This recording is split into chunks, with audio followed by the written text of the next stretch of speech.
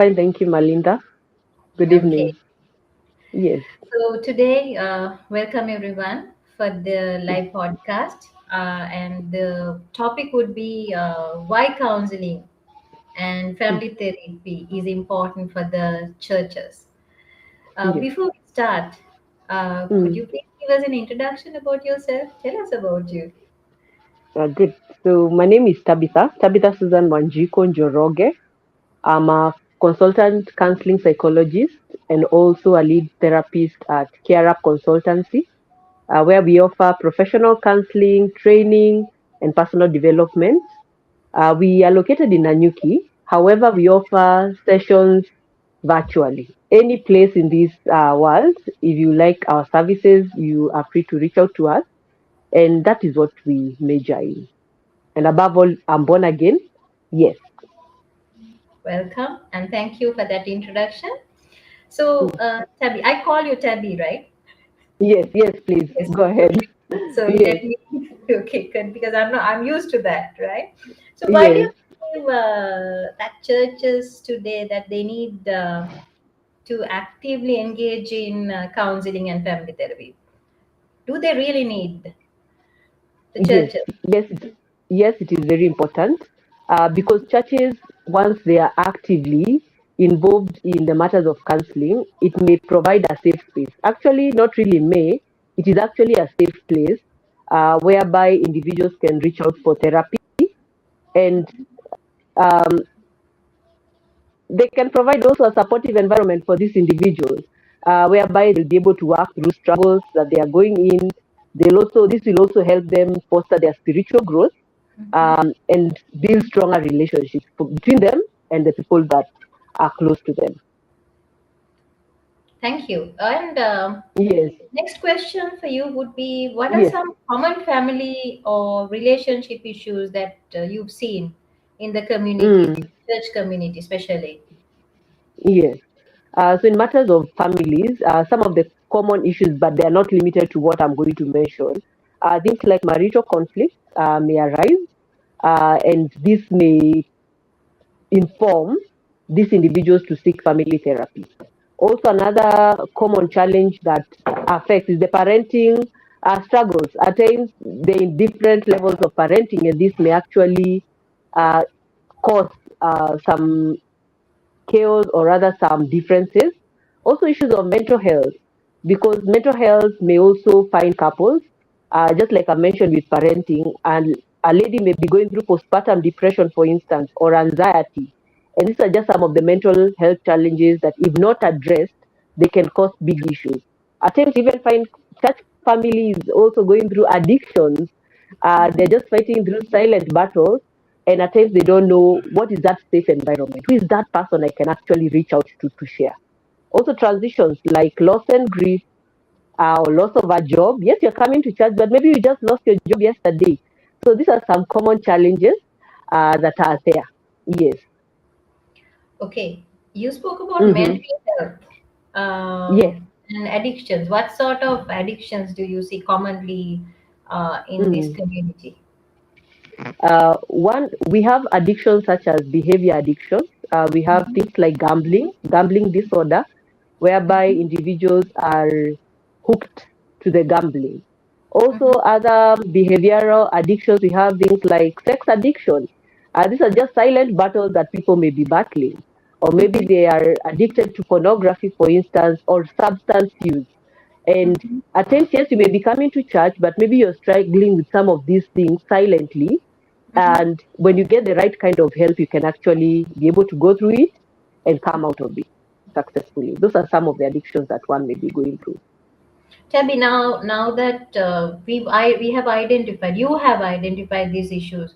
How can a Yes. church leader could Mm-hmm. support their communities? Like, how could Yes. he or she could support his community when it comes to Yes. these battles, and how could you Mm-hmm. really how Mm-hmm. could they identify, and can they direct them to you, or what should be the measures that they should take?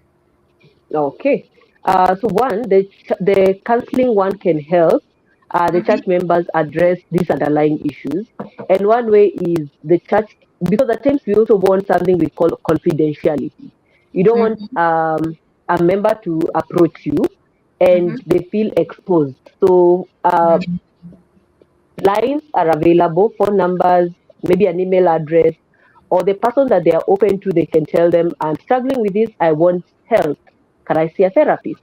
Or if they feel like they're not comfortable going through that direction, they can come directly to the Mm-hmm. counselor who is known, and at least they can actually reach out to help. So providing these avenues, and Mm-hmm. individuals can actually reach out anonymously without their names being known to other people. So this can really help break that stigma. Excellent. So, which means Yes, counseling could support the spiritual and emotional well-being of church members, right? very true. Yes. How could it? How can that? How Mhm. can counseling support? This can help by allowing the individual to go or rather process these underlying issues. These things that they feel like I am not able maybe to communicate. And through counseling, we can be able to go deeper and find out what exactly is causing this lack of communication. Maybe could it be a challenge? Maybe could it be social anxiety, for instance, they're not able to go to public spaces and communicate. And this, once they are able to identify that, they can be able to work and get even healthy coping skills, for instance. So this will actually help them have gain more self-awareness. Yes. Okay. So, Mm-hmm. I believe the churches should have some counseling sessions, general counseling sessions for their members, right? Time to time, so that Yes. if someone Yes. goes through a silent battle, then definitely they'll be Yes. able to identify that they do go through some sort of a battle as such, right? Absolutely. Yes. Yes. So, why is it important for church leaders to collaborate with professional counselors like you? Why should the Mm-hmm. is it Yeah. necessary? Because they have the calling, and Yes. is it really needed? Yes, it's very, very necessary because this ensures a holistic well-being for the person, whereby yes, the Mhm. church will focus on the spiritual wellness. Mhm. The individual will also be in charge of their own spirituality, but the therapy will also help them unpack the other aspects of their life and create now a holistic human being, whereby they take care of their social life, their emotional life, their mental life, their physical wellness also, and also get in touch with how well are they taking care of themselves spiritually. So it will ensure the collaboration is very, very key. That's right. Yes, Yes, exactly. yes, yeah, So, uh, I believe that family therapy could strengthen not just families, right? yes, But the yes, overall church community. What are absolutely. your thoughts about it? It will automatically strengthen because when one family is healed, Mm-hmm. the people in that family also end up feeling equipped enough, and this Mm-hmm. will trickle down to ensure that we have a strong church. We'll Mm-hmm. have children who are also strong, like the Sunday school will improve. The teachers who are now parents will also volunteer their skills to these ministries in the church. So it will help. It will help strengthen not just the church but also now the community at large, where they are living, Mm-hmm. the things that they are doing within the community, where they are going to work. So there will be strengthened opportunities around them. Yes. Mm-hmm. Yeah. Okay. That's Mm-hmm. yeah, exactly. Yeah, I Yes. completely agree with you. So, what are the Mm-hmm. risks when emotional or mental health issues are ignored within a church, Mm-hmm. within the church settings? What do you think about it? Can we really Mm-hmm. ignore such issues? Yes, I think we feel like my emotional well-being is not really important, and when Mm-hmm. we ignore that, it can harm the person and also again lead to other issues. So I think when we ignore our emotional wellness, asking ourselves, how am I feeling today? Also, maybe I can ask you, Malinda, how are you feeling today? hmm True. Because Yeah. many times we move on with life and we don't have people who can actually ask us, how are you doing? And when we ignore these small factors, it can lead to a lot of hurt. People can be hurt when they feel like I'm all alone. Isolation may trickle in. And I think to even find out the differences. Just because I felt not understood or my perception led me to think otherwise, it may lead to issues. So it's not good to ignore. So we need to actually know that these things are with us and we address them. Yes. Okay. So, Mm-hmm. how can churches balance spiritual guidance with professional psychological support? What do you Mm-hmm. think about it? How can they balance? I Because think we if can use both. when we Yeah, go ahead. Mm-hmm. yes, yeah, please. Yeah, you had mentioned something about creating awareness, like having sessions whereby congregants can attend and get to understand what is mental health or the issues surrounding counseling, and through those sessions, they actually gain some awareness. They may actually know where can I seek help, where can I get the help from. So this will help by creating that awareness, and the individuals can actually reach out for the help. Okay, so one of the ways is having those platforms whereby professionals are poised and they share this information, and the individuals can actually now reach out for the help. Yes. Okay. So, Mm. what role can counseling play in conflict resolution with church groups or ministries? What do you think? They can be middle people. They can come in Mhm, as a neutral party whereby mhm, they're able to listen to both sides and mhm, give a professional input. Also, conflict resolution skills, the individuals can be equipped with healthy ways to handle this conflict so that they're mhm. able to process it and the conflict will actually not affect them. So they're able to go through that conflict and come out strong on the other end. Yes. So it can actually be that resolve, that voice of reason. Yes. Okay. So, Mm-hmm. Tabby, the Yes. churches.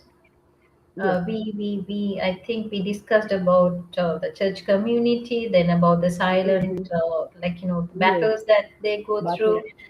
right? Yeah. What sort of Yes. practical steps that the church could take when it comes to introducing counseling, or Mm, what can the churches do? Don't you I feel that the mm-hmm. churches, even the spiritual our spiritual leaders, they if they Yes. get some sort of guidance when it comes to Mm, the fellowships, so mm-hmm. that Yes. the Yes. initial screening could be done by them, when someone comes for support, seek, like, Mm-hmm. don't you think so that Yes. even the church leaders should attend some sort of Mm-hmm. training sessions, and then, uh, and especially for youth, or could be for what do you think about it? Some of the practical steps, and actually what you mentioned is very important because Mm-hmm. when individuals are able to have a safe space, starting from the ministers to the volunteering, the young Mm-hmm. people, when they have these forums, they're able to open up and also share and Mm-hmm. know what they are going through. So one of the practical steps is having debriefing sessions, even from Mm-hmm. the church. And a debriefing session is an opportunity where individuals share their emotions or share what has happened, and they are able to know what can I do. I have been going through maybe this conflict. How do I manage? Or I've been feeling overwhelmed or tired. What can I do? So the debriefing sessions will help this group break down what they are going through. So that's one of the practical ways. Normalizing having debriefing sessions. Also training to create that awareness. It will help with sensitization. It will help with people knowing how well they need to take care of themselves, either mentally and all the other aspects of their life. Another practical way is partnering with individuals, locally, those who are not around, so that they can actually offer these services. Because when there is that partnership, individuals and the church is able to know where can we seek help. If maybe I'm not able to handle this issue, who is a professional in that field that can help these congregants go through whatever they're facing. So those are some of the practical ways and steps that the church can actually embrace. Okay. Tabby, Mm. can you just check Yes. your microphone? It says that your microphone is muted. Could you please check? It's on. Can you hear me? It yeah. So Okay, can also hear someone saying the mic is off. They can tell us if they can hear us. yeah, okay, done. Right, okay. Tabi, I wonder whether they could, if your microphone was muted, I wonder whether they could hear you. Would you be able to Okay, just the last bit that could you please repeat? okay. I Okay, hope now I'm audible. I'm audible now. I believe because I could hear you. Yes. Okay. So I was saying what some of the practical ways in which the church can engage. We have talked about debriefing sessions whereby they can care and have a safe Mm-hmm. space to express what is happening. They Mm-hmm. can also have training Mm-hmm. whereby the training will help create sensitization to their members and their congregants to what is happening. And Mm-hmm. also matters of promoting and rather uh, connecting with professionals, either locally or international, whereby the individuals you know, these are the people you can reach out for help.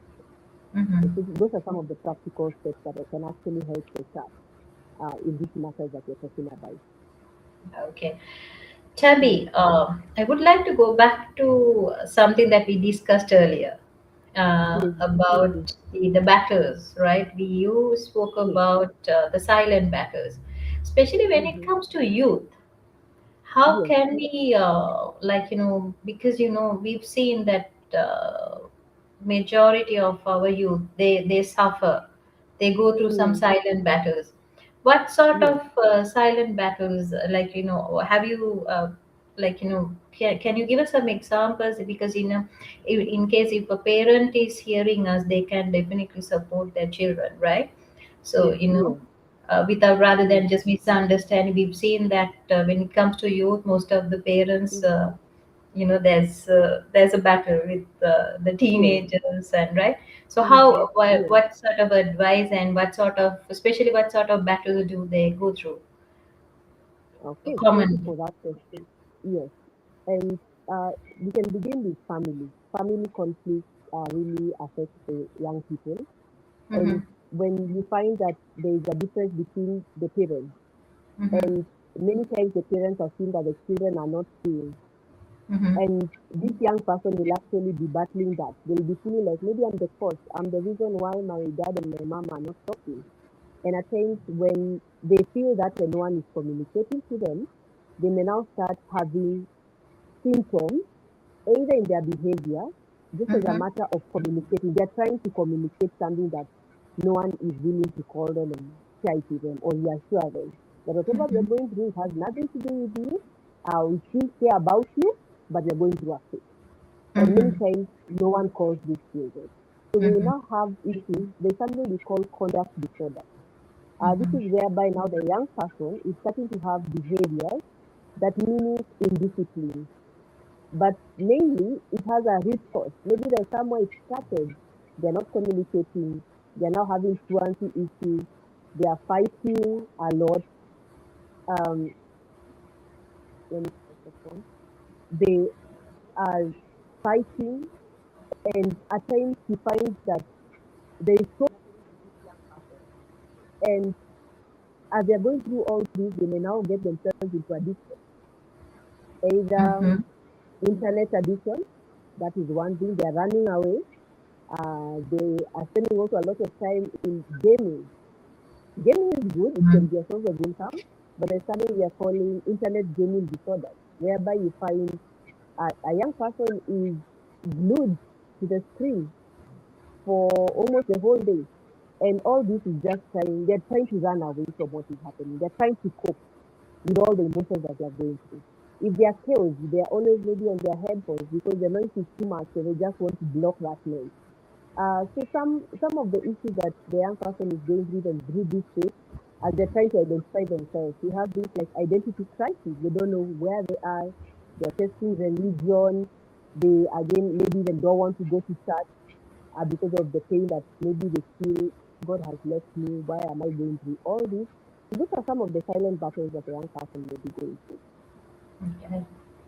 yes, So, Tabby, when it comes to the parents, yes, how should they, like, if they say not to use the internet or not to be on the internet, so there'll be always conflicts in the household, right? The mm-hmm, parents. yeah, mm-hmm, How yes. can a parent handle such a situation? Yes.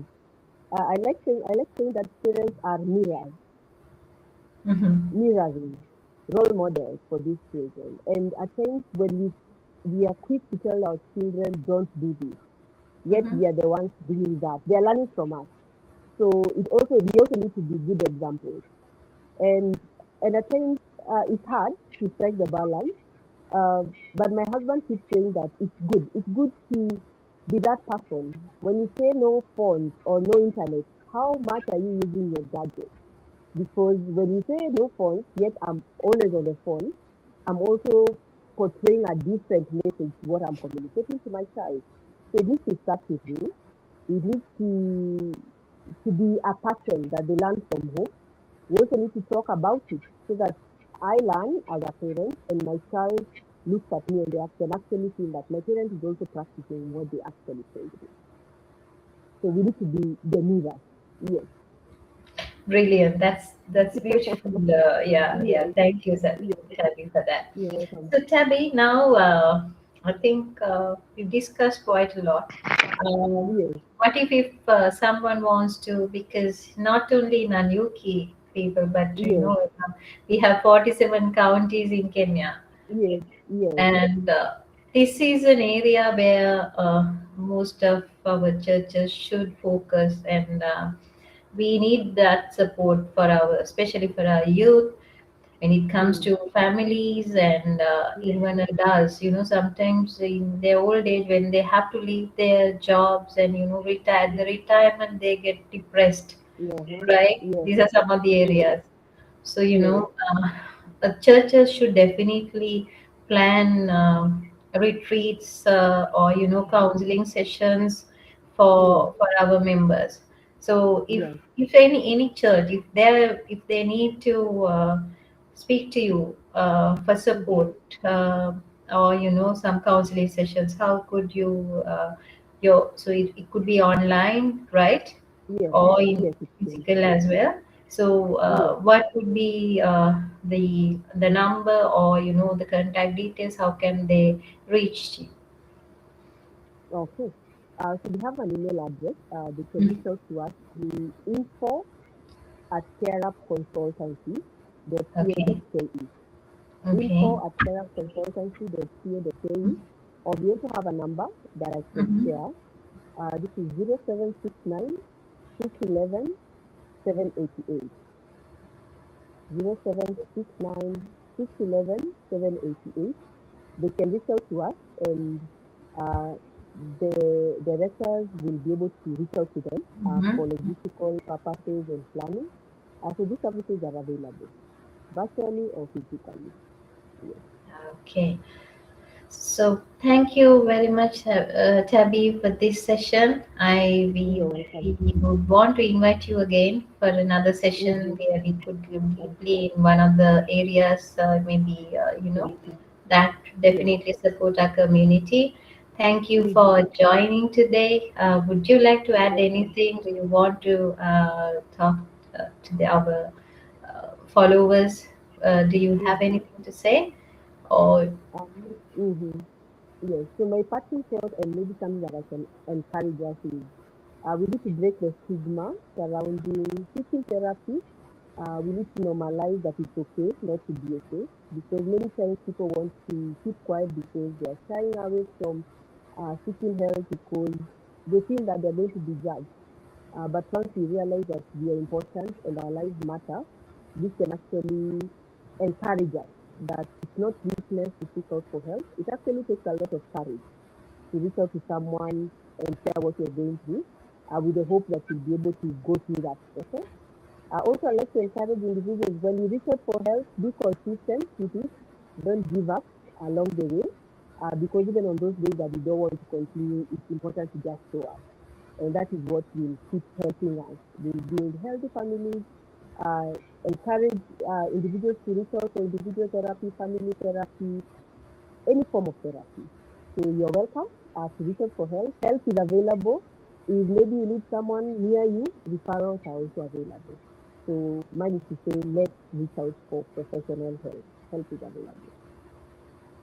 Thank you, Tabby. That was wonderful, and thank you. I think definitely our conversation would have helped someone somewhere Mm-hmm. to Yes, overcome absolutely. a battle. I believe in that. Yes, That must yes, have been God's plan because He has great and absolutely. mighty plans for us, right? Mm-hmm. So, thank you very Yes, much, Tabby, for this session. We hope to invite you again for another session, and so thank you very much. Thank you all who joined us today, and so God bless you. Thank you very much. God, you're welcome. Thank you for your time, Malintha. Thank you. Mm.